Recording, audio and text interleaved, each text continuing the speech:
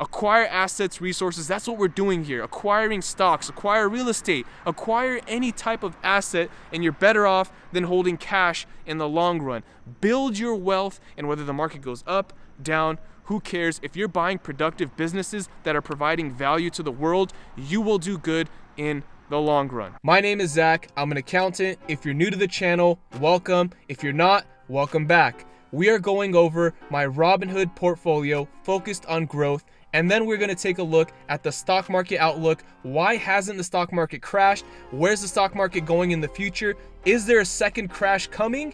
Or is the Fed going to keep printing infinite money? What's going to happen with that? So let's get right into it. Before we do so, drop a like on this video, turn that gray button into a blue one, and share this with a friend that is also interested in stocks, and subscribe with the notification bell. I really appreciate every single one of you. So let's get right into it. And we are live. I'm gonna make some space right here on the right side, throw up the Robinhood screen so you can see my phone screen, and let's just get straight into the update. So on the day, this is for Friday. Currently, it's Sunday night. This video will be out to you Monday morning.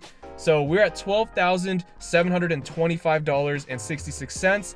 We're up $284.15 after hours, so roughly $300 on Friday, $450 this past week, $1,000 this past month, $2,175 these past 3 months, $3,899 this past year, and the all-time is up $6,724.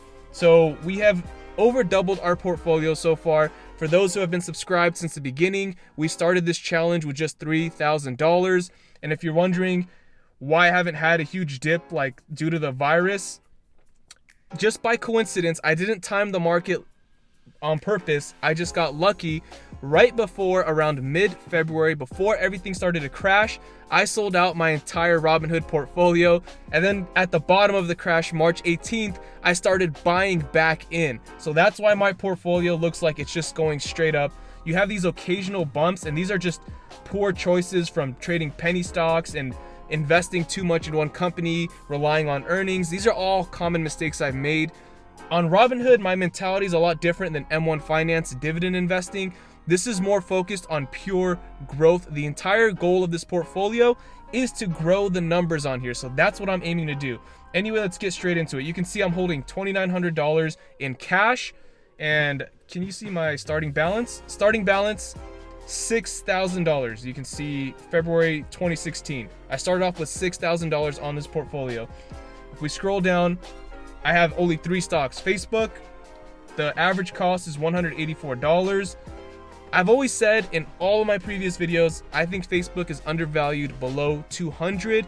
So Facebook is not just a social media company for me. It's not just Facebook.com. They own WhatsApp and Instagram, huge platforms that people use every single day. But that's not the only reason why I own Facebook. They are also growing to do virtual reality and also competing with Amazon. They're going to start selling things on their own platform, having their own Facebook store. So I see a lot of potential for this company, and even at $230, I don't think it's necessarily undervalued right now because the entire market has just been soaring up, but I still think it's fair, and I still think it's a good price in the long run. 5+ years from now, you bought at 180, 230, who cares when it's, I'm not going to give an exact price target because I'm not Houdini, I'm not Nostradamus, I don't have a crystal ball with me, but I would assume that the most probable outcome with Facebook is a much higher price than today. Let's look at Tesla. I only have 5 shares of Tesla, equity of 4,400. My average cost is $630 per share. I am up $1,269, 40% gain on Tesla. I wish I bought a lot more earlier, but this is my position. Tesla is my second favorite stock in this portfolio. I only have 3, and I only like the top 2, Facebook and Tesla. We'll get into my third stock right now. And if you don't already know, if you live under a rock, Tesla is an electric car company, but they don't just make cars. Again, they have a lot of technology behind them. Their automated driving, the autopilots, all the data they're getting from people driving their cars now, all the self-driving data that's being built into the future. that means down the line we will probably see Teslas drive themselves from the moment you sit in there to your destination, which is very powerful. People will be making money from their cars, sending it out to do Uber for them without them being in their own car. And when you look at their semi trucks, yes, they are a lot more expensive than the regular trucks the trucking industry uses, but any smart business owner that does a cost-benefit analysis on the truck will see that in 10 years plus, the semi-truck from Tesla will be a lot cheaper than buying a brand new truck. And that is huge. That is not something to just look over. So I still see a lot of potential with Tesla. I want to add to this position. I want to build it up even more. It's 45% of my Robinhood portfolio, but overall I would say it's around 5 to 6% of my portfolio. So I definitely want to increase my position with Tesla. And back to Facebook, I don't know if I already went over this. The percentage gain is 24%, $911. The last stock on my Robinhood portfolio is Carnival Cruise Lines. Now with this one, I will admit that I just gambled. I just bought this because I saw other YouTubers talking about it. Specifically, one of the biggest YouTubers out there showing that he put $50,000 in at an average price of around $49 per share. And then when I saw Carnival drop to 27, I thought, you know what? I'm just gonna buy $1,000 worth. Just gamble, just have fun. It can't go any lower than $27.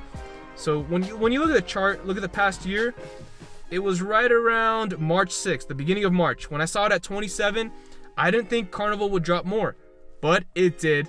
It dropped badly, and I've been holding this bag since then. I am down 19%. I'm down $185. This money could have been way better invested in Facebook and Tesla, companies I actually believe in, but I don't have anything personal against Carnival Cruise Lines.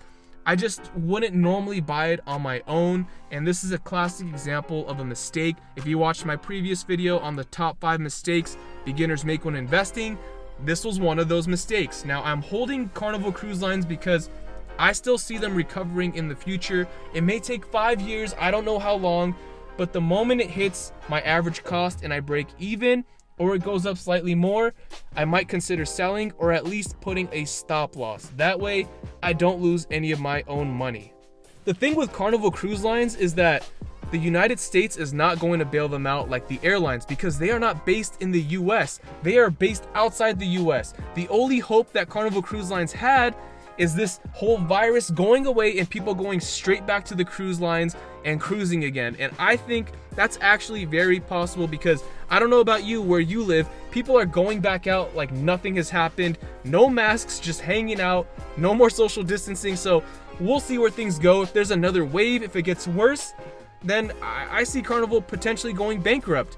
But in the long run, 5-10 years, if things get better, if this virus doesn't destroy humanity, then Carnival Cruise Line will most likely come back up, especially because at around $8 a share, the Saudi Arabians bought a ton of Carnival Cruise Lines. So people are still keeping an eye on this company. It's not some trash company. It's still a good company. It has a good balance sheet. The price to book ratio is really good.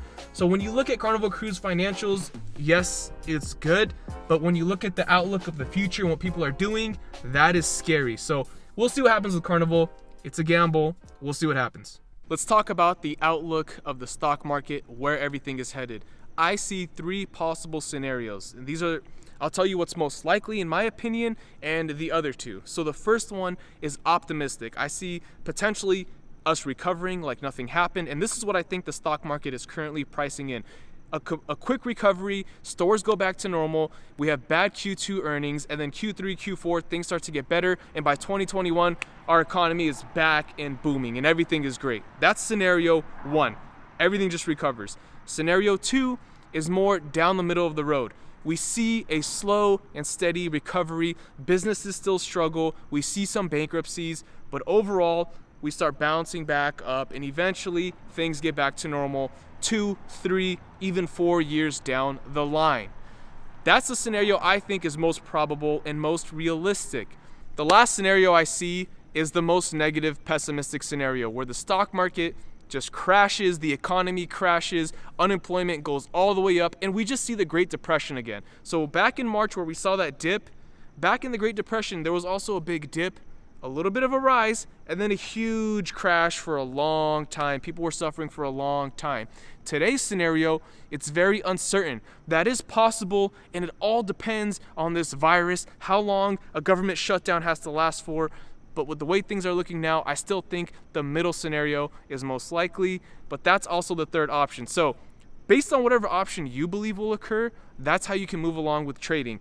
I think the best, most defensive way to go about this is be 50% in cash, 50% in stocks. That way, if the market crashes, you just buy more. If it doesn't, your 50% goes up in value. There's a lot of scary headlines like Warren Buffett is selling out of the airlines. Warren Buffett's trimming down his other stock positions. Warren Buffett is holding cash. He's not buying any stocks now. That's scary to hear when you see a great investor like that. So the truth is, nobody knows what's going to happen.